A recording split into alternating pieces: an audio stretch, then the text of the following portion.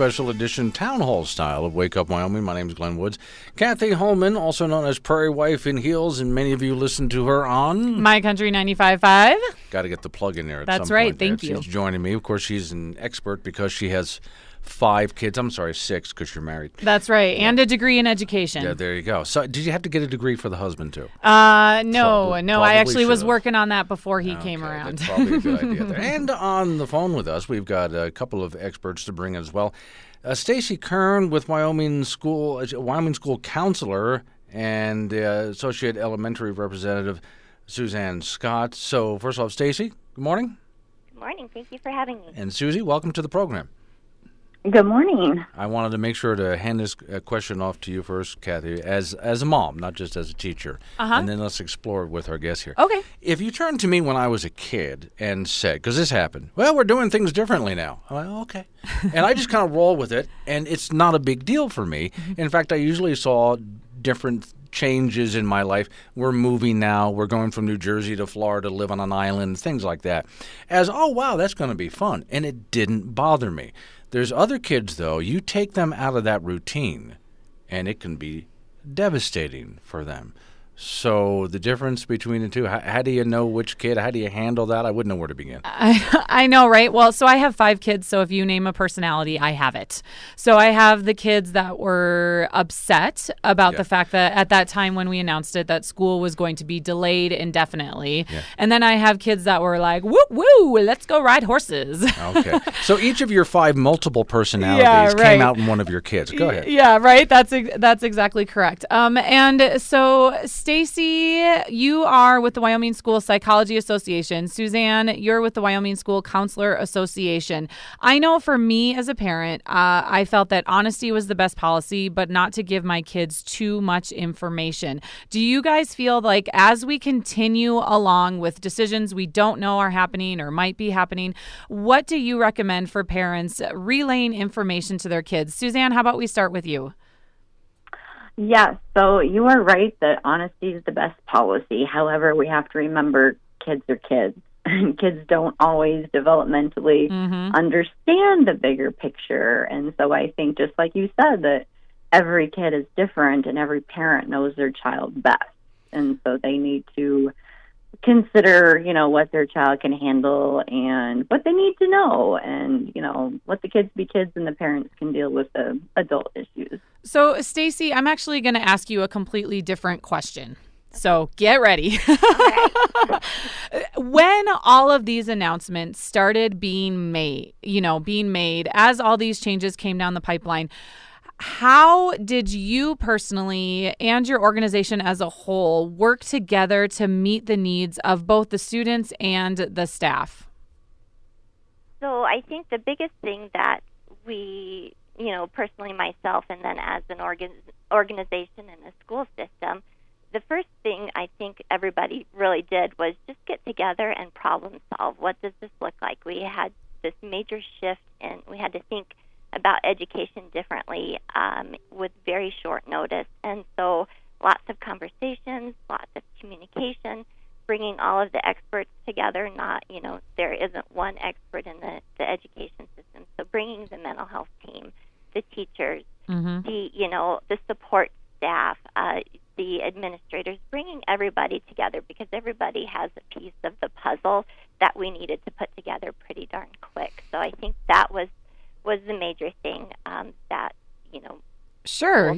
Yeah, just trying to keep those communication lines between the massive amount of people that all work together to ensure that our students are safe emotionally, physically, and educationally in school. So I have another question for you. When people hear counseling and psychology, I know they're thinking that you work with children that maybe have some special emotional needs or things going on at home. And while I know that's true, I know another part of your job is part of the IEP process, which is meeting with parents, doing testing with children, formulating plans so that kids can be in the classroom as often as possible. How on earth are both of you doing that now with this distance learning atmosphere?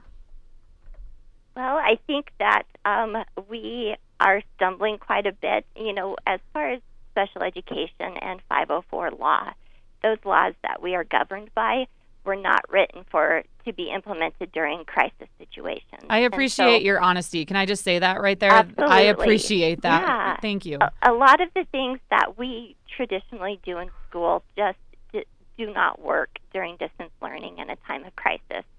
And we really have to take into account what is happening with our kids in the moment and testing them and evaluating them and trying to teach them during a crisis just doesn't make sense, because our brains go into survival and safety mode during a time of crisis. And I'm not saying that this COVID-19 pandemic has been a crisis for everybody, but it was a big deal for all of our kids. And so we've really had to shift our thinking as far as school psychology practice and what our focus is right now. Well, and I just think too that I just want to put out there to the listeners, I personally don't have children that have special needs at all.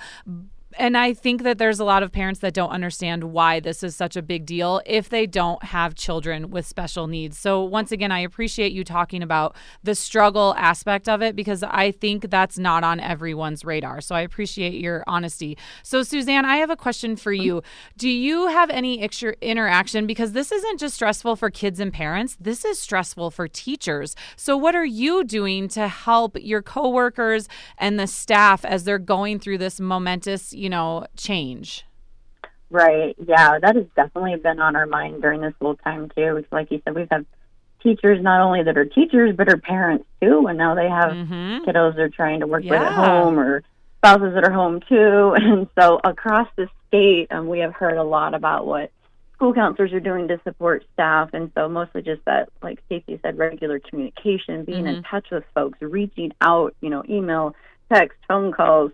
And if they are homebound, going and checking on them and just making sure that everybody is hanging in there. And Are you able to do home checks? And in case our listeners don't know what that means, if you have a child that might not be in a safe environment, a lot of times the staff will go and check on them, meet with the parents there. Are you even able to do that right now? We have not. In our county particularly, we have not. But we will call, and if we are truly concerned about any kind of abuse or any violence going on, then we'll call the authorities, and the authorities will take care of that. But we do a lot of calls, texts, emails to parents, and I think our communication with parents has been stellar, at least in our district. So. What about the situation, and this can go to either one of you ladies, where I know oftentimes in school there's red flags that happen, and that's how you know there's a child in need of your services, where teachers are not seeing those kids daily to notice those things. How are you handling that? I think from the school counselor point, we have done lots of different things to try to stay in touch with students and families. Like some school counselors have put out like Google Forms on their website or Facebook pages where students or parents can fill that out if they need anything, or most students have the school counselor's emails and they can email or call. And some other districts were even saying they are hearing from faith organizations who have concerns about students. Oh, wonderful. What a great example of our community working together between officers checking on kids you're concerned about and people letting you guys know. I think that is amazing. Stacy Kern, Wyoming School Psychology, and Susan Scott, Wyoming School Counselor. And let me ask you, I'm going to start with you again, Cathy, because this to me is a thought about those, we were talking about this during the break, those little social cues. There's sometimes when a child is having a problem, it's obvious. But because they're crying and screaming and pitching a fit. Sure, yeah. And there's other times where if you're not an attentive parent or teacher and don't know what those signs are, you can't tell. They're really having a big problem. So it does need that personal touch, in person touch. Right, that's something we talked about when we had our educator guests on earlier in the show. Jade specifically teaches at a Title I school, which tends to have a lot of kids with high needs, and they come from food insecure families. And that is something that teachers are definitely missing now. You can see the difference in your, students when they come in, and there's a subtle change over the course of a week, whereas right now with distance learning, they're not having access to that. Maybe if I turn my microphone on. Let's go ahead back to Stacy Kern, Wyoming School Psychology. So do you find that to be the case, that you have to have maybe a teacher in the room to get better results? I mean, I can't imagine that working as well when you're looking at them over a computer screen. We have we have educators who are providing distance learning every day and making it work. What really is the key is training teachers and parents and community members on what are some of those more subtle symptoms of a child who is experiencing trauma or significant stress. So it can work through distance learning, but we have to train our folks and our educators. They're trained to look for signs and symptoms in person in the classroom. So now we have to do that to help them, through distance learning, look for those symptoms. So as of this moment, it looks like we are going to return to school in the fall, though we are not sure what that looks like. So Stacy and Suzanne, are you going to be having some all-school assembly situations where you talk about some emotional health and kind of process what's been going on with kids? Are you making plans to visit individually in each classroom and do some of that? What's the plan moving forward to deal with the emotional baggage that might be coming in from all of this? Let's start with Suzanne on that one. All right. We don't know. We don't know what it's going to look like, right? Thank you for the honesty again. I'm loving it. Thank you. Yeah. Hypothetically, of course, we're going to check on kids. If we're back, whatever that looks like, as school counselors, our job is to reach our school and our students. And whether that's individually checking on students, whether that's obviously, we are probably planning on our regular class counseling lessons we typically do, at least at elementary and in middle school and things like that. So, yes, that's our number one priority is checking in with those students and seeing how things are going when we come back. One of the things that I would advocate for, and we're not very good at this in Wyoming in general, but just like we do with screening for reading and math struggles in students, we have got to in all of our schools, in all of our districts, we have to have a systemic process for screening our students for social and emotional concerns, especially now. This has always been a concern, but especially following COVID-19 and returning to schools. Schools have got to come together and systematically incorporate screening and prevention and intervention measures into the everyday life of students. It can't just be an afterthought anymore. It has to be part of our everyday processes in school. So I am going to try not to get on my soapbox here, but amen. I am applauding you. I think something that I want to explain to our listeners, it might seem like common sense that children know how to be problem solvers, that they know it's not okay to hit when they're angry, that they understand how to express the emotions of frustration, but the reality is that is not the truth. And so when you take kids that not only are having that 3-month summer break, but this 10 weeks of distance learning where they haven't had that role modeling by teachers and by other students, we have the possibility for a real problem on our hands. Do you think that there are going to be some behaviors that are maybe more excessive that you see in the fall because of that? I think it's absolutely a possibility. Yep. We kind of see that regression coming back from summer breaks and winter breaks anyways. And so, yes, this has been an extended break away from the traditional school structure. So I do anticipate that we will see an increase. And I want to make sure that we understand that we shouldn't pathologize that behavior. Can you explain what that means? Yeah. So kids are going to have normal reactions to this situation, and there's going to be a range of those reactions. And so increase in behavior concerns or emotional concerns, that should be expected following a trauma event or a crisis event. And so sometimes in schools we tend to, if a student's not acting normal, we want to jump right away to there's something wrong with this child, and that, there might be a disability or a mental illness. And we want to make sure that we don't assume that with our kids who have an increase in behavior issues. There might be some concerns that we definitely need to help them out with, but we don't want to pathologize the normal reaction to this event right now. I love that you say that, because as a parent, I know there's been moments in this pandemic that I've felt alone because my children's behavior, which normally they're really good even keel kids. My 5-year-old, for example, has been regressing. We're talking tantrums that happened like when she was 2 years old. And if I hadn't had my child development background, I wouldn't understand, hey, this is normal. Let's work her through it. Let's not freak out about this. So speaking of that, can either one of you ladies let parents know what are some normal reactions right now so they can take a deep breath and a sigh of relief? And what are some red flags we maybe need to be watching for that your child is more significantly struggling with this than perhaps you would expect?